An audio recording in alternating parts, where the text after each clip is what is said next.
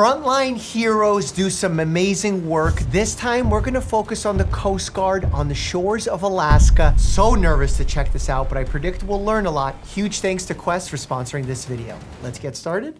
Beep-whoop.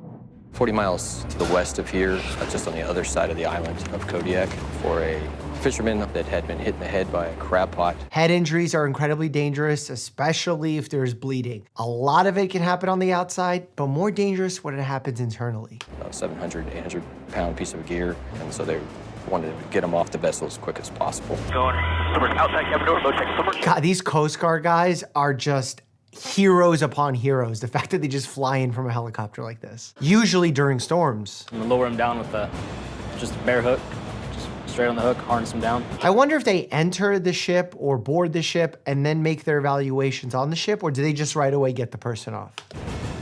I got down to the deck just fine, and I assessed the patient. Oh, so they do make their His assessment. eyes were normal. They weren't dilated or constricted. And it's also important to check if the pupils are different on either sides. That could be a sign that there's significant damage. It appeared that nothing was wrong with this guy at all. Just, he got whacked in the head pretty good. In situations like this, you have to be worried about a lucid interval, where right now he seems fine. But as perhaps these bridging veins bleed very slowly, they can die without you realizing it. So definitely needs a thorough evaluation. It might be easy to rule him out because of symptoms, but the mechanism of injury, getting hit by such a giant crab pot, that's enough to warrant instant medical attention and imaging. So I lift the litter up, and I notice that the guy is getting kind of scared, which is usual because you're strapped in, laying on your back, getting hoisted to a helicopter. Yeah, I mean, I would be frightened. So I bring him in and kind of push him up towards the front of the helicopter. Getting vitals is incredibly important here. I hope they do that quick. We're sitting there. Ralph begins his assessment of the guy, and we notice that he's not doing so hot. Right now, he is seething. Is he seizing or is he cold? Sometimes after a brain injury, if there's blood inside the brain, you can develop seizures because blood belongs in blood vessels. Once it leaves the blood vessels because of a bleed and it starts actually touching brain tissue, it causes excitation of the brain, irritation of the brain. When there's swelling, that can cause neuronal injury. All of that can lead to seizures. Yeah, his breathing is really shallow. I looked at him, and I can't say for sure, but it looked like he was having a full-blown seizure in the back of the helicopter. Yeah, tonic-clonic seizures can happen. In severe TBI, we will sometimes give medications to prevent this within the first 7 days. I open up our EMT kit, and my first thing is to just assess his airway, making sure that he's breathing. Yeah, breathing and has a clear airway. In scenarios where people are having seizures, what can happen is the damage to the neurons can release glutamate, calcium, which can lead to more excitation. And remember, when it comes to neurons, it's not just about excitation, it's about inhibition. And whenever you don't have a good homeostasis in the brain, you can increase seizure and seizure-like activity. His breathing is really shallow. We're getting him up on oxygen right now. I mean, he can't protect his airway. You probably have to intubate him. I don't know if they're capable of doing that here. He's breathing. Breathing? Yeah. His whole body is he's tensed up. I would love if they could try and talk to the patient to see if he's with it and is he conscious in his mental state. I put him on a ventilator to assist him with breathing. I noticed that his eyeballs were constricting and also dilating. And I've never seen that before. It's the first time that's ever happened to me. He was breathing so rapidly and so erratic that I was concerned with his heart.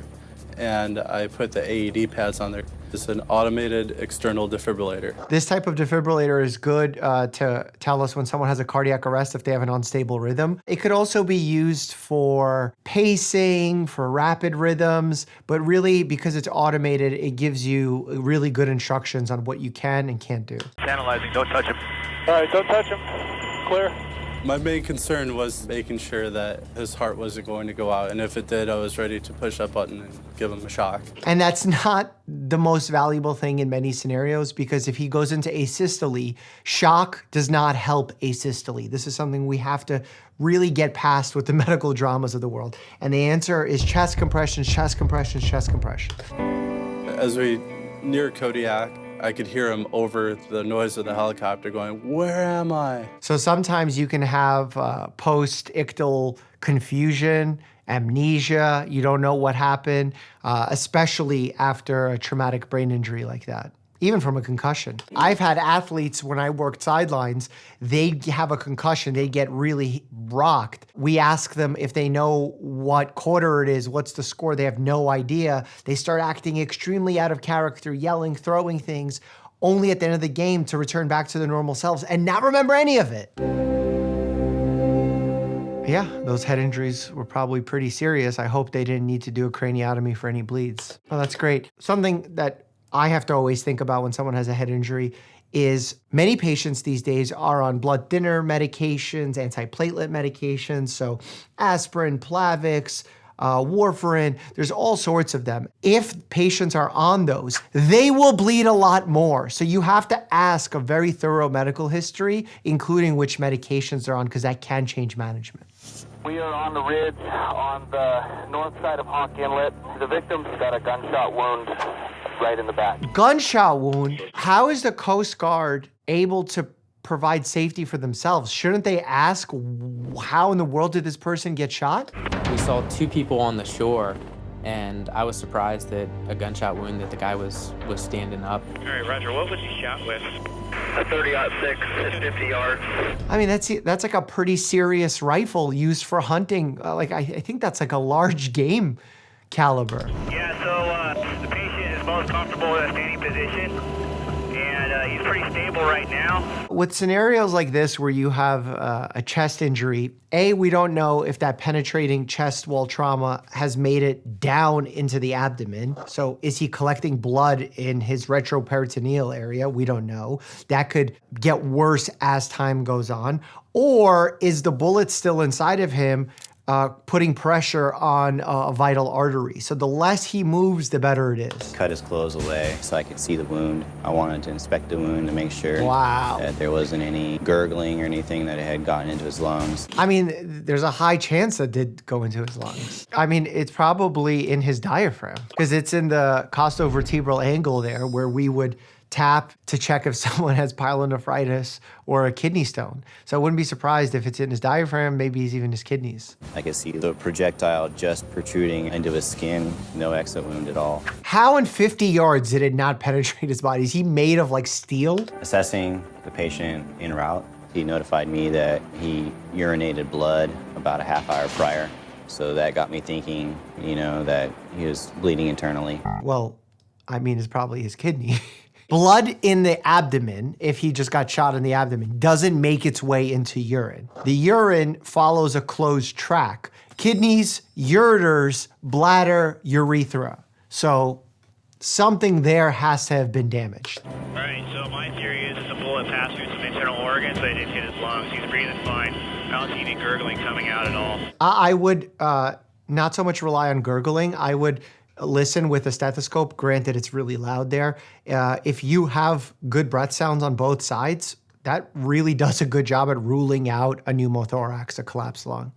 The victim was taken to Bartlett Regional Hospital, where a scan revealed that the bullet had damaged one of his kidneys and part of his liver and broke 4 of his ribs. So ribs make sense. Liver makes sense because it was on his right side. They said the bullet was sticking out though, so I'm surprised it went deep enough to injure his liver. But the good thing is that liver heals, kidneys heal, and you have 2 kidneys. Days after a successful emergency surgery, he returned home where he continues to make an excellent recovery. Yeah, very, very lucky. Just in a slightly different direction, slightly higher. It takes a long time for Coast Guard to come. It's not compatible with life.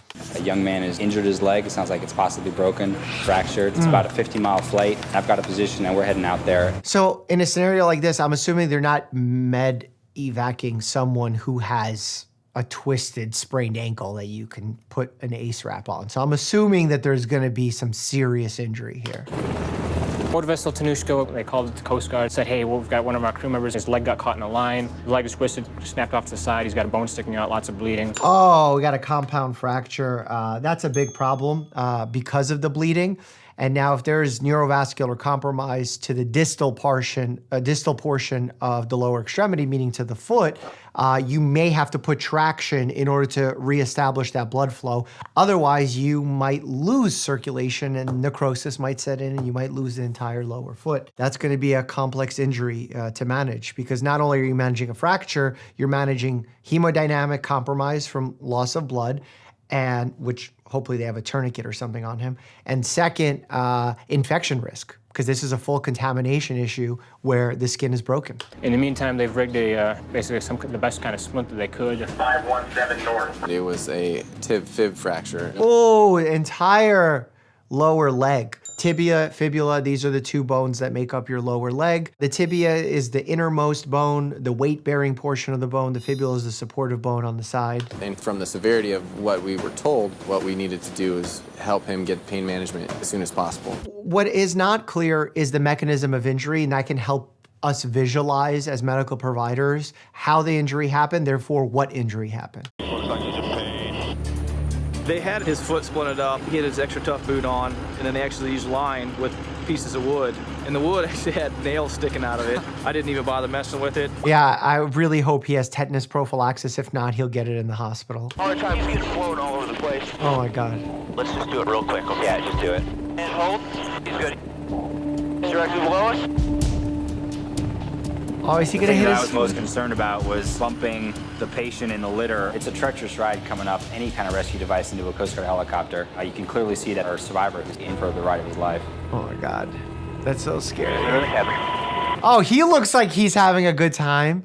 Did they give him some morphine down there? When he was pulled into the back of the helicopter, I checked his leg out and it was splinted really well. The main thought going through my mind was to take care of his pain management.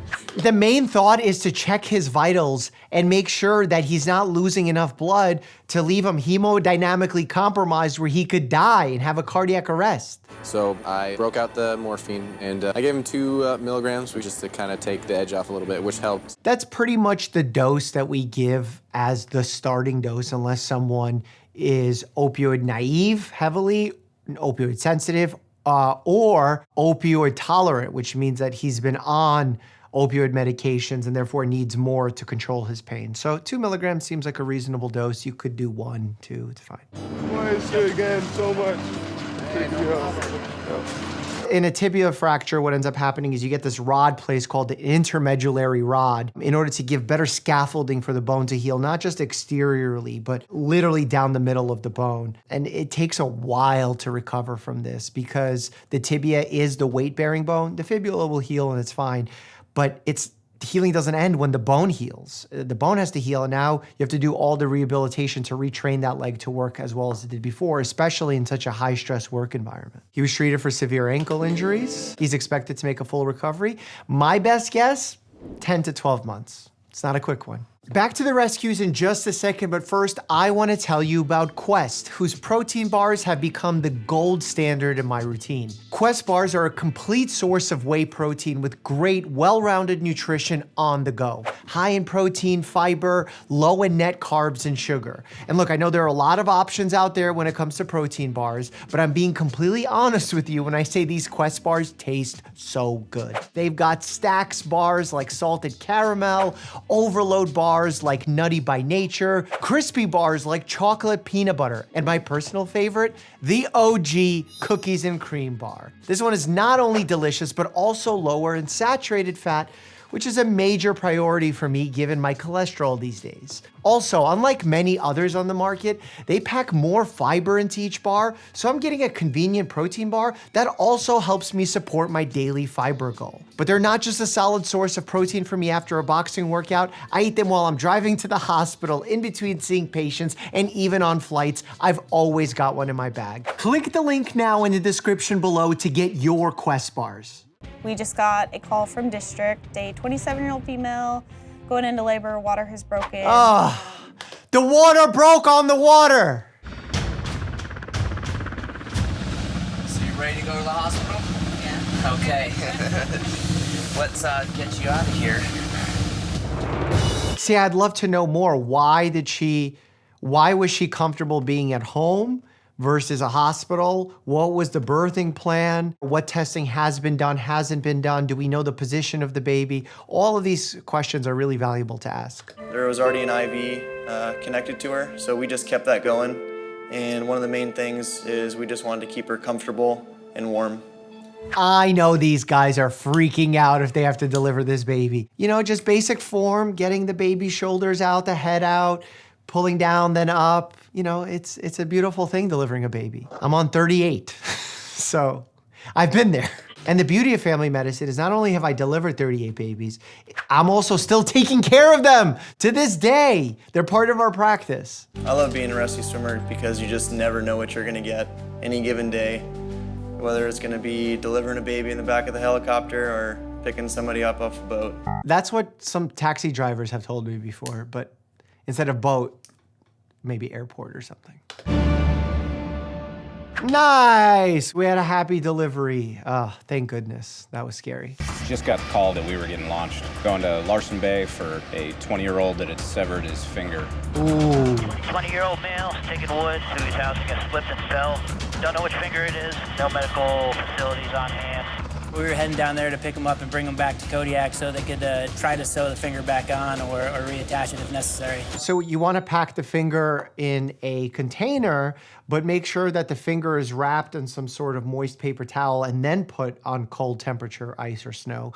Not directly, because that could cause direct tissue injury. Just like how a hot burn can happen, a cold one can happen as well. Fingers survive quite well when they're cut off because they don't require a lot of blood flow. There's no muscles there that require tremendous metabolic activity, oxygenation. So a severed finger, if taken care of well, can last a day. You know, a 20-year-old male, possible severed finger, I'm thinking, you know, how am I going to care for this individual? What you're gonna do is make sure that you're putting pressure on the hand so that the person is not exsanguinating, losing blood. You are securing the lost finger in, as we discussed, the proper packaging, and you're making sure that pain is controlled. Besides that, there's not much you can do. And not all severed fingers will be put back on. Not only is it very difficult, but it could actually cause more problems when it's just one finger. If it's a thumb, it's more likely to get put on. If there's multiple fingers, or if it's a child, those are the instances where there's a higher probability of a surgeon putting them on. Also, the availability of a hand surgeon, because it's a microsurgery, microvascular surgery. In an ideal situation, wrap it up in gauze, put it in a Ziploc bag, and then put it on ice. You gotta also make sure that the type of cut that happened to sever this finger is clean in order to have the best outcome to have it put back on. I walked over to the vehicle. You know, I thought I was gonna pull up and someone's gonna hand me a finger. With him was actually a nurse. The finger was actually still attached by skin. That's how she had wrapped it up. The nurse practitioner had already given him medication. He was in good spirits. Oh, that's great. He looks like he's doing fantastic. So the best thing that I could do for this patient was to get him in the helicopter, get him strapped in. Pain control. You know what's interesting, when you do this microsurgery, you can get the arteries put together quite well, but then the veins that take blood out of the finger are a bit more difficult to fully put together. So sometimes we have to do some bleeding procedures, leech therapy in order to decrease the swelling on these implanted digits. How you doing, Derek? I'm good. He gave me a pain pill, so I don't feel it. He looks like he's flipping them off, but it's not the middle finger. Looks like an index finger. I was in some bad pain, like almost unbearable for me, but I'm good now. My finger is just hanging by skin. The pain is wild because the hand has a lot of sensation in order for you to be able to feel around, so that you get this added sensation, but you also get the added pain. I remember one of the worst injuries I ever had pain-wise was a leash that I was training Roxy, my Siberian Husky, who passed not that long ago. And I used a retractable leash, never again, and it ended up wrapping along my hand, and she sprinted out into the street, and I got so nervous, so I pulled it, and it burned right through the webbings of my hand and across my whole palm.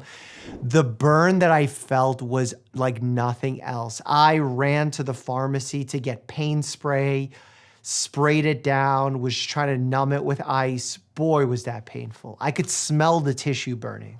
You can take that piece of tape off right there if you need to look at it. That's unnecessary, man. Don't increase contamination risk for no reason. You Good answer. I was collecting firewood. I started carrying it on my shoulder, walking down a hill. It was snowing, and I just happened to slip back, and the log landed on my finger. Oh, and I could see that he still doesn't have the rest of his finger. Bald eagle, they're rare. Oh no. Wow, he did chest compressions and we got ROSC, return of spontaneous circulation. That's amazing. Yeah, the temperature there must be incredibly cold. When you're thinking hypothermia, you're not necessarily having to be in the 10 degree Fahrenheit. It could be 40 degrees, even 50 degrees Fahrenheit. If you're wet and cold, my God, you can lose heat 25 times faster than if you are just losing it to cold air. Initial reports said that he was in the water for between 10 and 15 minutes and underwater for a period of time. The crew members of the Stella were able to get their crew member back on board, and at the time they elected to conduct CPR and were able to get him breathing again. First thing that goes to mind is time. Time is of the essence. Time is an absolute of the essence, not just for the rewarming, but also for the fact that he just survived a cardiac arrest. He was extremely cold still, that the crew had stripped him down. We realized that he was non-ambulatory, that we were definitely going to have to do a litter hoist. So we really had to talk about the plan of attack on how we were going to get the swimmer on board. I'm glad they stripped him down, and some people say, why would you do that? He's cold. Well, if his clothes are soaking wet, that is speeding up the process of losing heat. And shivering here is a good thing because shivering creates heat. What is scary is when someone stops shivering because that means that they're probably about to die. In fact, there's this weird scenario that happens with hypothermia where people experience paradoxical undressing, where because their distal extremities clamp down in order to protect the loss of heat by diverting blood flow towards the inner organs, trying to maintain the heat. During paradoxical undressing, people feel warmer because these blood vessels open up and they feel warm and take off their clothes and actually end up dying. So a lot of the deaths with hypothermia include this paradoxical undressing. He was not able to walk himself.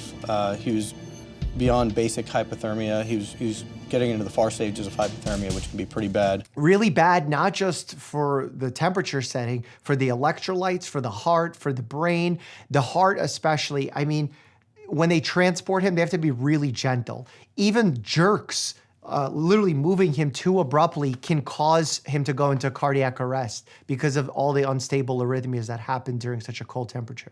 It escalated where I heard that he'd been underwater for approximately 4 minutes. So he was unconscious when they pulled him on board. And just because they got him revived doesn't mean that he's actually safe at this point. It's interesting that they keep saying he wasn't breathing, he was unconscious. All these are interesting terms and probably correct, but why not say he was in cardiac arrest? If he had no pulse, that's cardiac arrest. My main concern when I hear somebody's that hypothermic is that they start trying to move around or they stand up and they get a lot of the cold blood that's in their extremities, their arms and legs, and it goes right to their heart, in which case it could give them a heart attack.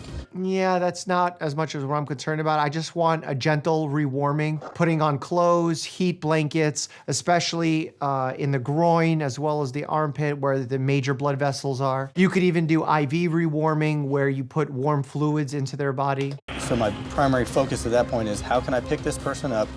How can I stabilize them without moving them as much as possible? Without moving as much as possible is really important. Some thermometers, like the modern ones we have in our homes, don't go low enough to truly grasp the severity of some of these hypothermias. You need specialized equipment. He looked pretty bad. He was pretty gray-blue basically at that point. That's cyanosis, the basically lack of oxygenation that's happening.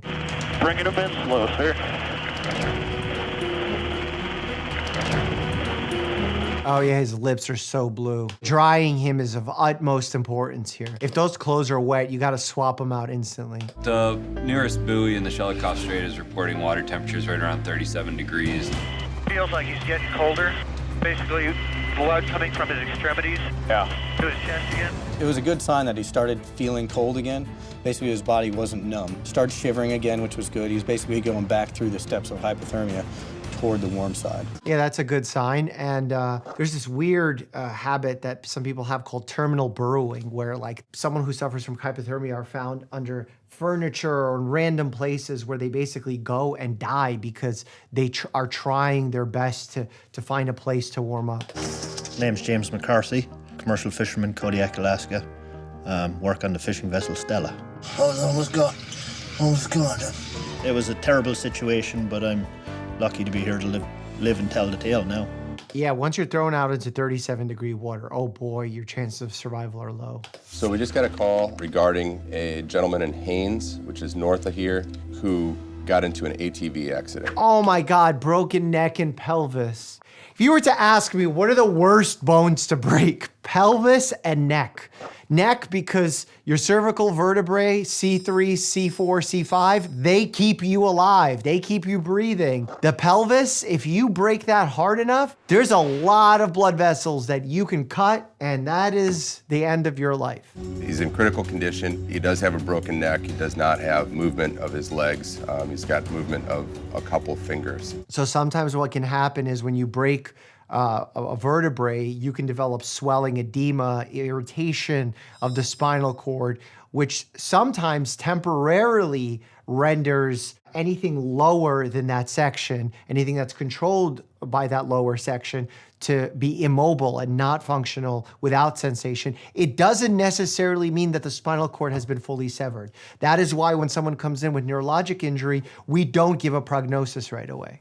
He's unconscious on a ventilator and needs to get medevaced ASAP.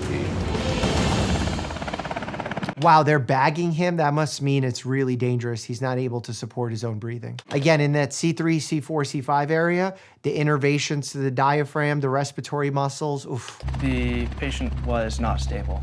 Spinal injury, internal bleeding.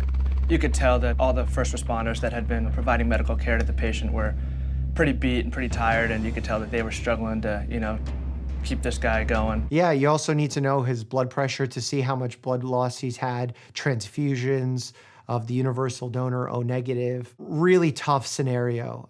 There's some pelvic binders and things that we can use in order to decrease bleeding, and they could be quite painful to put on. Oh man. This guy was out looking to go have some fun with his buddies and went four-wheeling, and it was a life-changing event. ATV injuries, especially while on vacation, scare the life out of me. I don't think I'll ever do it, even though I'm someone who boxes, races cars, not because something can go wrong, but because it's an unsafe environment already. You don't know where you are. It's unfamiliar. The terrain is rough. The machines are usually not perfectly maintained, so they can have their own technical errors. And finally, usually you're in some tropical remote place that you don't have an ambulance to take you to the nearest medical center. And sometimes the medical center that they can take you to can't even help you. In Alaska, it can be a dangerous environment. And unfortunately, in this case, even if our efforts facilitated a recovery from the condition he was in the helicopter, he's going to have lifelong altering physical needs that he's going to have to live with. We don't know that yet. It's so important that we say that, because there is a world where a lot of these symptoms that he's experiencing now may resolve. We don't know that yet. My name's Christian Rasich, and I was injured in a dune buggy accident in Haines, Alaska, which is where I live. I'm from Haines. I just was sitting around a campfire, and this guy pulls up in a dune buggy. We just start talking, and he's like, hey, you wanna go for a ride? Hop in. Thing goes up, turns sideways, comes down upside down with me underneath it. Oh. My first thought was that I was paralyzed. I was like, oh great, this is it, I'm paralyzed. I can't move, I can't talk. Lacerated liver. Oh, it's so much bleeding from a lacerated 12 liver. broken ribs, 2 deflated lungs, both lungs deflated. How in the world were they ventilating him with deflated lungs? 3 cracked vertebrae in my neck, 2 broken scapulas. Wow. Wow. This is so great to hear. Really lucky and fortunate that everything worked out this way. I'm assuming his pneumothorax was mild and not complete, because if he had a bilateral complete pneumothorax, I just don't know how he would have survived with the amount of bleeding that he had as well. And they didn't mention anything about his pelvis fracture. If that created bleeding down below, I mean, the abdominal aorta, renal arteries, oof. Coast Guards are absolute heroes, but so are lifeguards. Click here to check that out, and as always, stay happy and healthy.